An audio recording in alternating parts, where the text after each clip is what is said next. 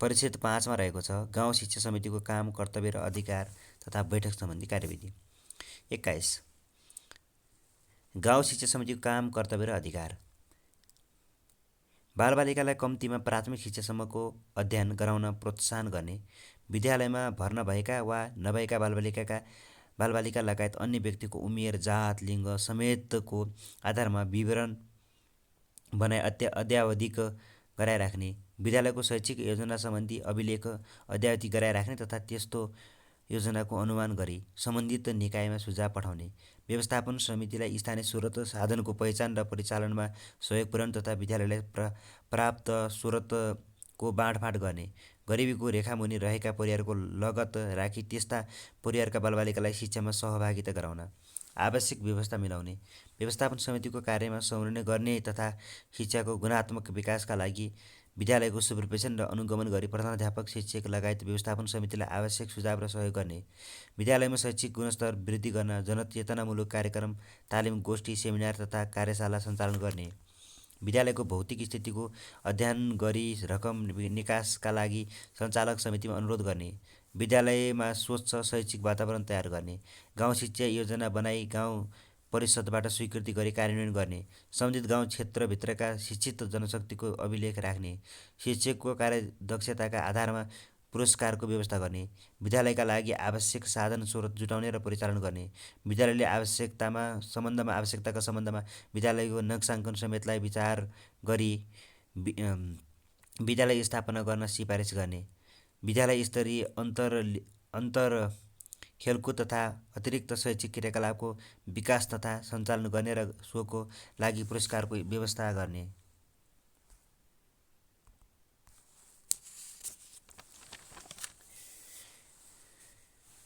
21 को क मा रहेको छ गाउँ शिक्षा समितिको कार्यालय।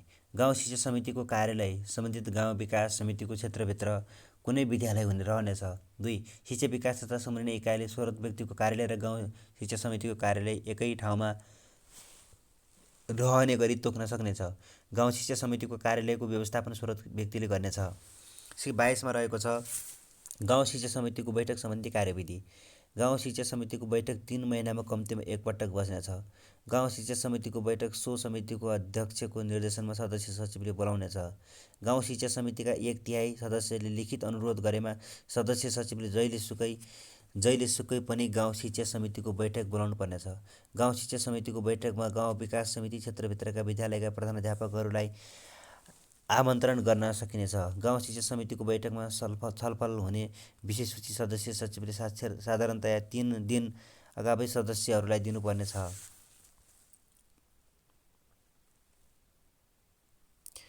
गाउँ शिक्षा समितिका तत्काल कायम रहेका 50% बढी सदस्यहरू उपस्थित भएमा गाउँ शिक्षा समितिको बैठकका लागि गणपूरक सङ्ख्या पुगेको मानिनेछ। 7 गाउँ शिक्षा समितिको बैठकको अध्यक्षतामा अध्यक्षले गर्नेछ र निजको अनुपस्थितिमा गाउँ शिक्षा समितिको बैठकमा उपस्थित सदस्यहरूले आफूहरूमध्येबाट छानेको सदस्यले बैठकको अध्यक्षता गर्नेछ।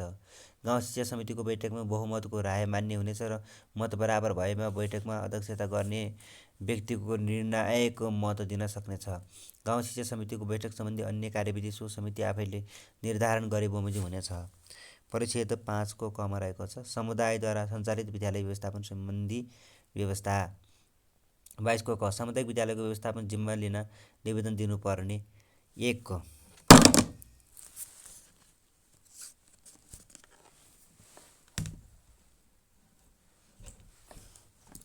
यसको 1 मा रहेको छ कुनै सामुदायिक विद्यालयको व्यवस्थापन जिम्मा लिन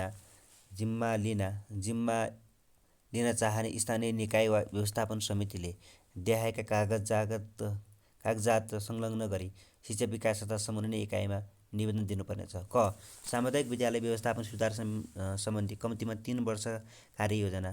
ख व्यवस्थापन समितिले जिम्मा लिने भए विद्यालयको व्यवस्थापन जिम्मा लिने सम्बन्धमा व्यवस्थापन समितिको निर्णय।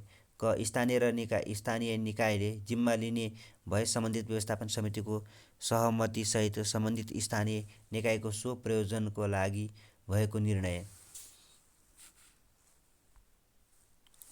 2 निवेदन प्राप्त भएमा इकाइ प्रमुखले निवेदकको माग बमोजिम विद्यालयको व्यवस्थापन जिम्मा दिन हुने वा नहुने सम्बन्धमा आवश्यकता अनुसार आफै वा आफ्नो मातहतको कुनै अधिकृतद्वारा विद्यालयको स्थलगत निरीक्षण गर्नु वा गराउनु पर्नेछ।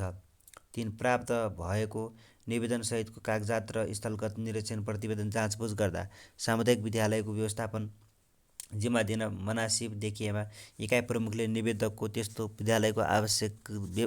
विद्यालयको व्यवस्थापन जिम्मा दिनेछ। 4. सामुदायिक विद्यालयको व्यवस्थापन जिम्मा दिँदा इकाइ प्रमुखले व्यवस्थापन जिम्मा लिन स्थानीय निकाय वा व्यवस्थापन समितिसँग विद्यालय सञ्चालन सम्बन्धमा सम्झौता गर्नुपर्नेछ। 22 को ग समुदायद्वारा सञ्चालित विद्यालयको व्यवस्थापन समितिको काम, कर्तव्य र अधिकार। क. प्रधानाध्यापक तथा सामुदायिक शिक्षक नियुक्ति गर्ने। ख. विद्यालयको स्रोतबाट बिहोर्ने गरी अन्य शिक्षक तथा कर्मचारी नियुक्ति गर्ने। विद्यालयको हितको लागि सरकारी तथा गैर सरकारी सङ्घ संस्था वा व्यक्तिसँग सम्झौता गर्ने। तर विदेशी सङ्घ संस्था वा व्यक्तिसँग सम्झौता गर्दा नेपाल सरकारले पूर्व स्वीकृति लिनुपर्नेछ।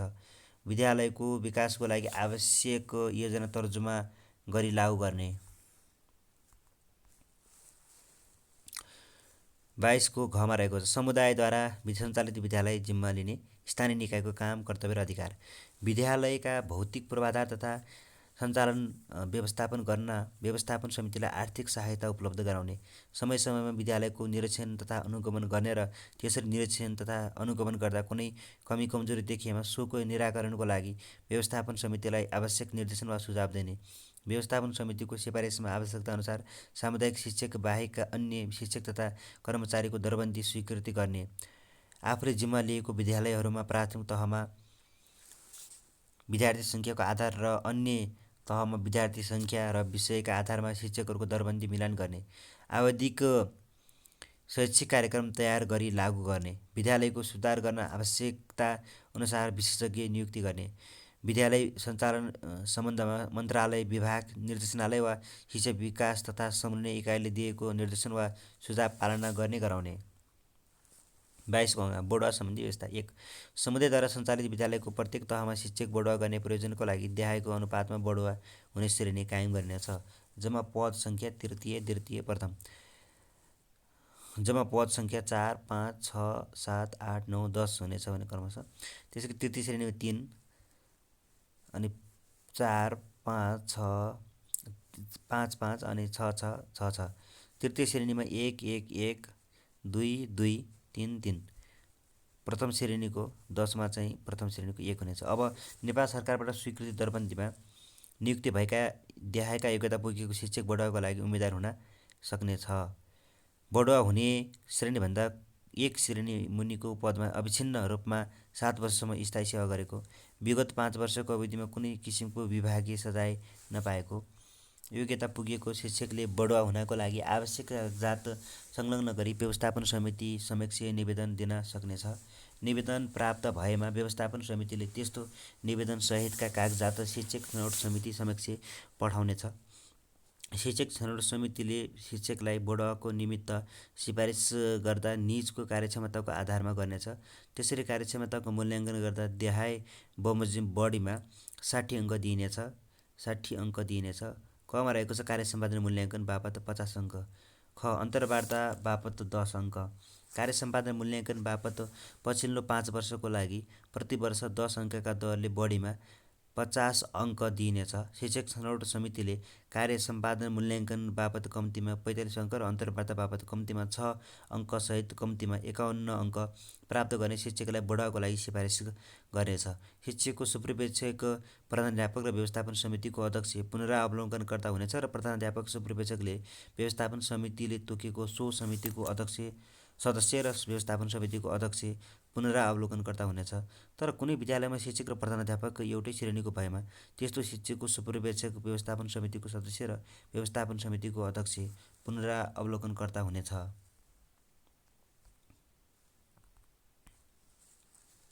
यस नियममा अन्यत्र जुनसुकै कुरा लेखिएको भए तापनि विद्यालयको व्यवस्थापन जिम्मा लिनुअघि कार्यरत स्थायी शिक्षकले चाहेमा आयोगद्वारा हुने बढुवामा समेत भाग लिन पाउनेछ।